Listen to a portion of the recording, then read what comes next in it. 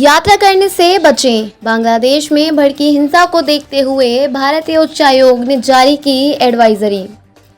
बांग्लादेश में फिलहाल माहौल अशांत बना हुआ है। यह सरकारी नौकरियों में आरक्षण की व्यवस्था में सुधार की मांग कर रहे छात्र प्रदर्शन कर रहे हैं। वहीं पुलिस भी जवाबी कार्रवाई कर रही है। हालात किस कदर बेकाबू हैं, इसका अंदाजा इसी बात से लगाया जा सकता है कि प्रदर्शनकारियों और पुलिस के बीच हुई झड़प में मंगलवार को 3 विद्यार्थियों सहित कम से कम 6 लोगों की मौत हो गई और 1000 से ज़्यादा अन्य लोग घायल हो गए। बिगड़े हालातों को देखते हुए ढाका में भारतीय उच्चायोग ने बांग्लादेश में रह रहे अपने नागरिकों और छात्रों के लिए एक तत्काल एडवाइजरी जारी की। इसमें देश में बढ़ती अशांति के वजह से गैर जरूरी यात्रा से बचने और अपने घरों से बाहर कम से कम निकलने की सलाह दी है।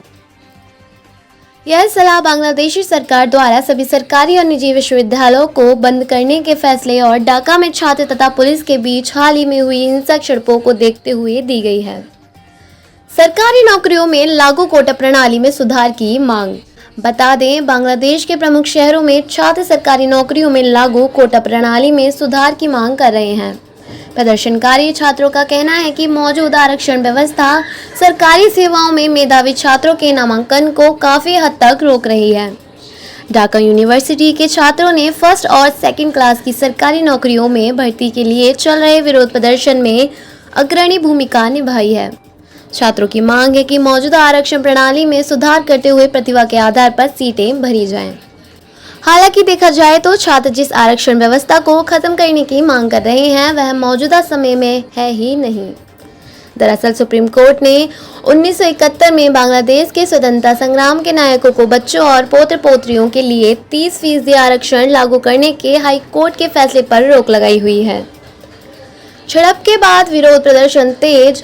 ढाका के विभिन्न स्थानों पर गुरुवार को छात्रों और पुलिस के बीच झड़प के बाद विरोध प्रदर्शन तेज हो गया। BRSC विश्वविद्यालय के पास मेरुलबड्डा में प्रदर्शनकारियों ने सड़कों को जाम कर दिया और पुलिस से भिड़ गए। इस भड़की हिंसा में कई घायल हो गए।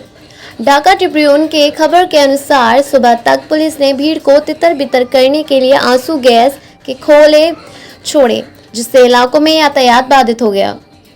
इसके अलावा छात्रों ने प्रगति सरणी पर वसुंधरा आवासीय क्षेत्र के प्रवेश द्वार को जाम कर दिया और जतराबाड़ी में ढाका चटगांव राजमार्ग को अवरुद्ध कर दिया। इससे सार्वजनिक परिवहन पूरी तरह प्रभावित हुआ। मीरपुर, 10 गोल चक्कर और आसपास के इलाकों में भी भरी पुलिस बल तैनात है। कई स्थानीय बाजार और दुकानें बंद हैं। कई विपक्षी दलों की भी एंट्री हुई। शुरुआत में छात्रों का प्रदर्शन काफी शांतिपूर्ण था, लेकिन बाद में इसमें विपक्षी दल बांग्लादेश नेशनलिस्ट पार्टी समेत कई विपक्षी दलों की भी एंट्री हो गई।